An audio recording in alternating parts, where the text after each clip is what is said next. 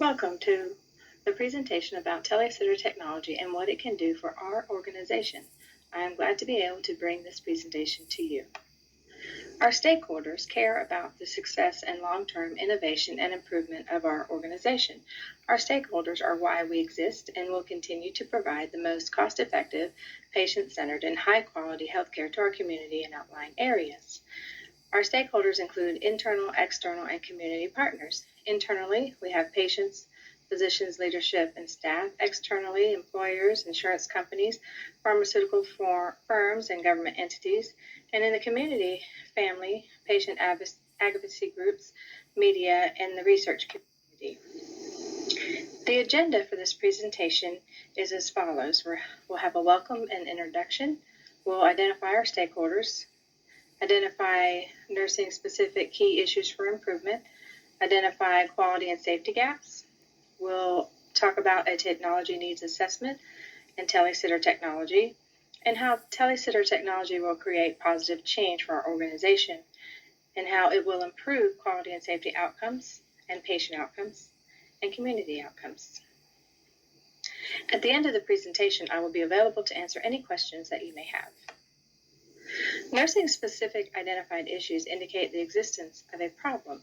It is then that we perform a needs assessment to discover what interventions or changes are needed for improved performance. Some of the nursing-specific key issues for improvement were related to patient acuity, behavioral, and time constraints. On the acuity front, we have the neurologically compromised. We also have psychiatric comorbidities, cooperation levels of patients, acuity balance with assignments, staffing ratios, task completion, and documentation in real time.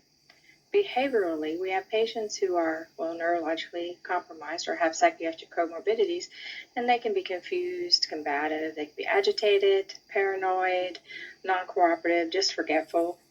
These patients tend to have the higher risk for falls and remove their IVs, Foleys, their clothes, their bandages, their dressings. So frequent requests from these patients, and they have the inability to understand their care plan.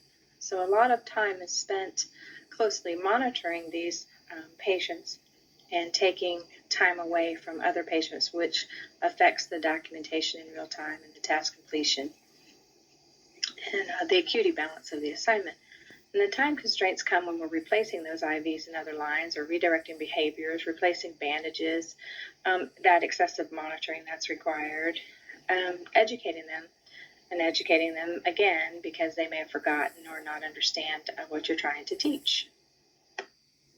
So there were many quality and safety gaps identified during the needs assessment.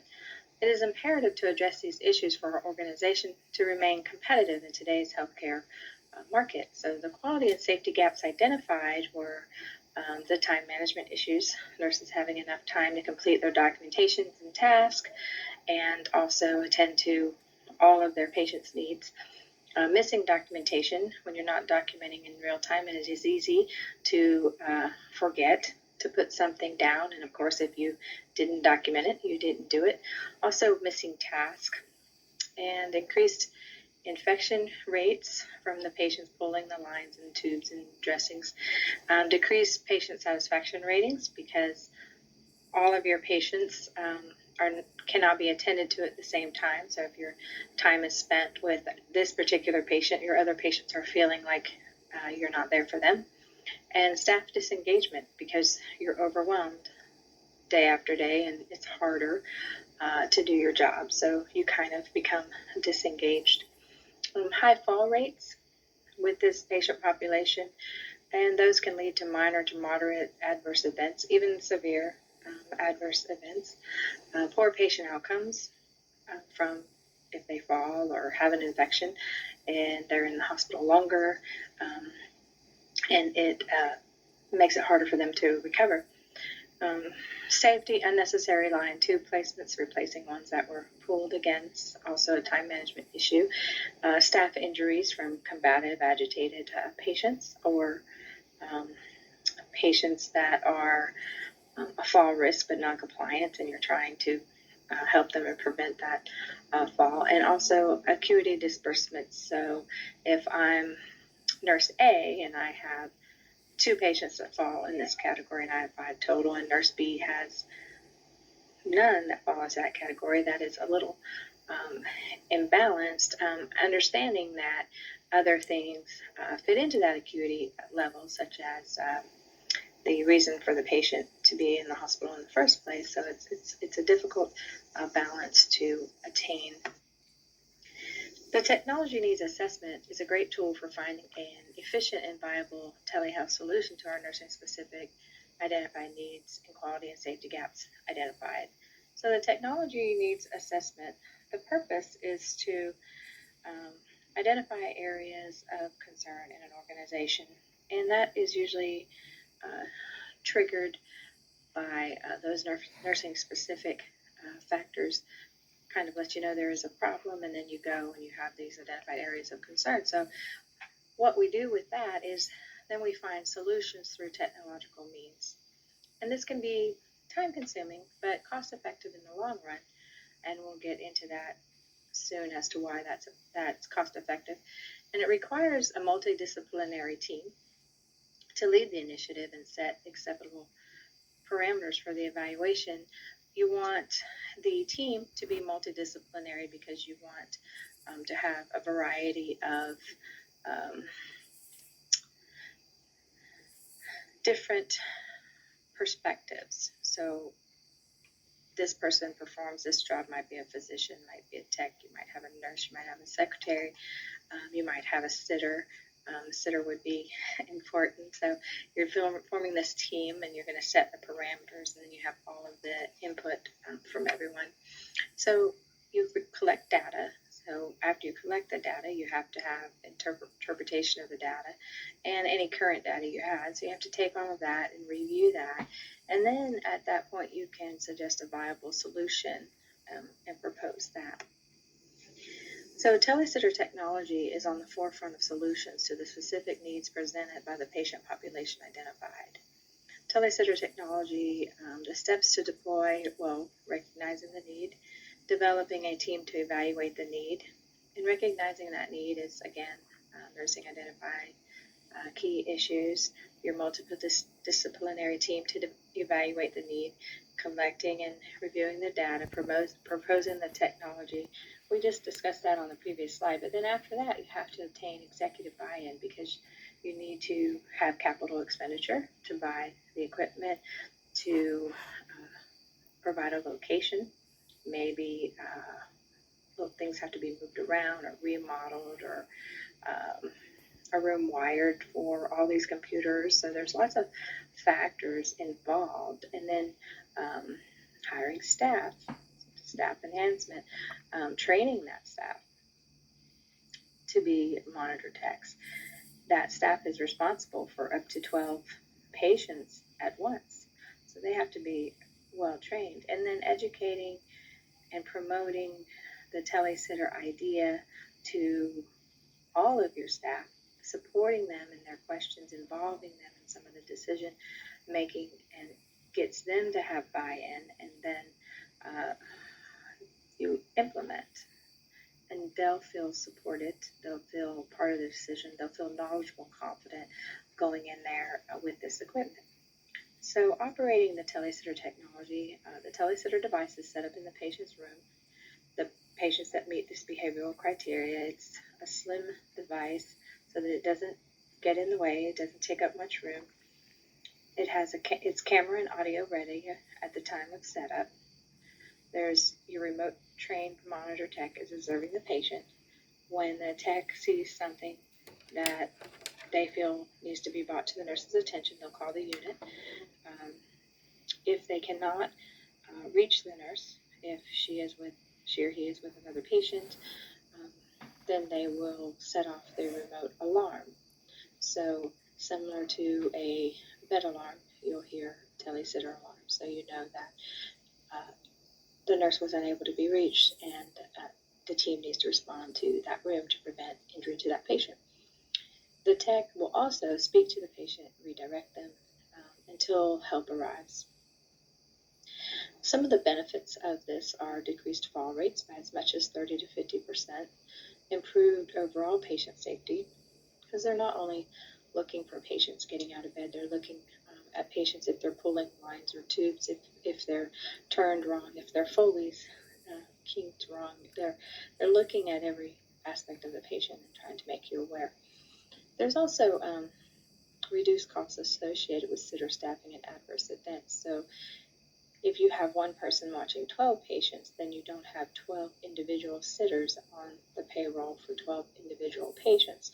So that is cost efficient.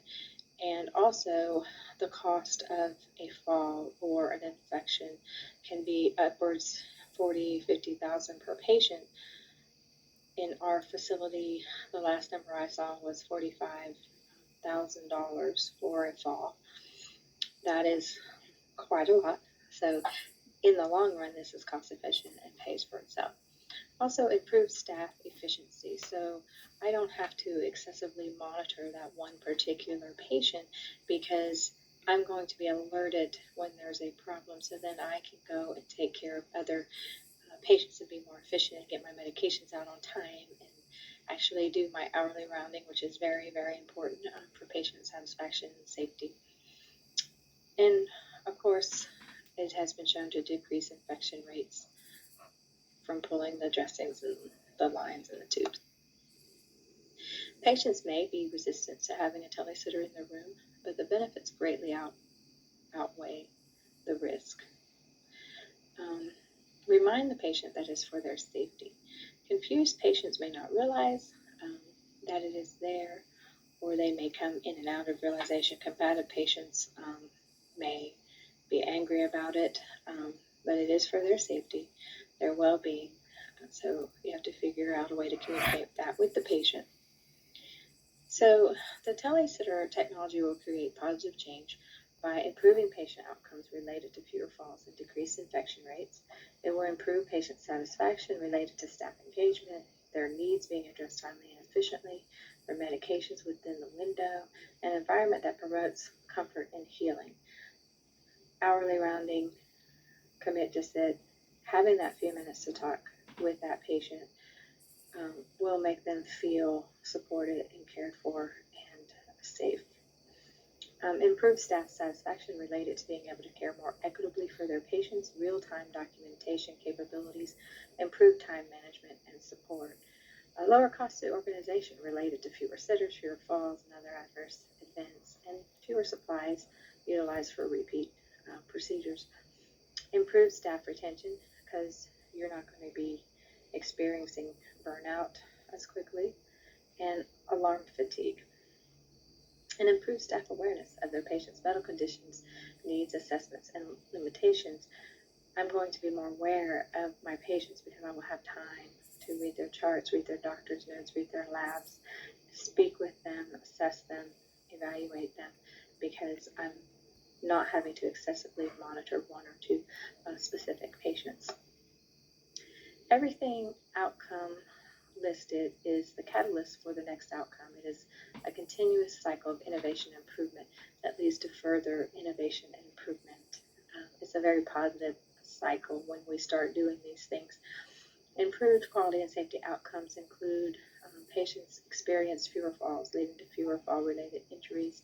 This led to reduced under average lengths of stay and lower inpatient costs due to not needing fall-related testing or other adverse event-related testing medications. Patients experienced fewer infections due to the decreased number of lines, tubes, and dressing changes being needed. This also led to lower costs for the organization related to supplies, labor costs, and other tasks missed due to repeat procedures. Patient satisfaction ratings improved due to patients feeling well cared for, related to staff engagement, and appropriating rounding procedures. The improvement led to overall increased revenue due to patients and their families choosing our organization over others due to improved quality of care. Staffing morale and retention improved because staff felt supported, they felt heard, they felt their assignments were better balanced. Time management improved as a result. This led to improved documentation, fewer missed tasks, medications being given on time, and greater time being spent with all patients. Staff and regulatory compliance was attained with individual password access, helping to maintain HIPAA guidelines, timely unit notification of safety issues, remote alarm utilization in urgent cases, and staff and monitor tech education and compliance.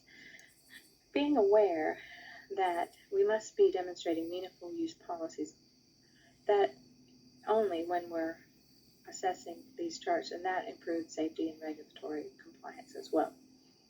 And also, as a byproduct, increased reimbursements from CMS related to fewer adverse events and positive patient outcomes. Improved patient outcome can lead to numerous positive outcomes for our organization and the future of our organization in the community. Some of our improved patient outcomes were decreased patient admissions to skilled nursing facilities, decreased patient admits to inpatient rehabilitation centers, decreased patient discharges to palliative care or hospice care, possibly related to an adverse event, increased home discharges, and improved patient mobility, activities of daily living capabilities, cognitive ability, and knowledge, improved patient ability to dictate their care plan and control their medical decisions, and improved patient confidence, future outlook, and ability to verbalize feelings, leading to decreased onset or worsening of depression that can come with being in the hospital and being ill, and then if something else happens on top of that. Community outcomes. Improved confidence in the healthcare organization, improved family dynamics related to patients returning home, most still being able to be productive members of society, supporting their families financially, emotionally, physically. Decreased community responsibility related to care for affected families. So these families aren't seeking community resources because they're still productive and taking care of themselves. And improved quality of health care in the community and surrounding areas. The conclusion is that Tele-sitter technology is trusted and a reliable solution to our identified needs. Tele-sitter technology implementation will benefit the patient, staff, organization, community, and other stakeholders with enhanced patient outcomes and organizational effectiveness. Tele-sitter technology will make the hospital environment safer for the patient. Tele-sitter technology is cost-effective, space-saving, effective technology shown to have many benefits for our staff, quality and safety outcomes, revenue, reimbursement, and community. Tele-sitter technology will decrease hospital liability for the patient population it serves, and it will enable patients to feel cared for by knowledgeable, attentive staff that leads to higher quality, patient-centered care in our organization. This will impact our patients' ability to have home discharge dispositions and be more functional returning to their families. All in all, Tele-sitter technology is a win for our organization. These are references. Now, does anyone have any questions or areas of concern that you would like to have addressed? And thank you for your time and patience.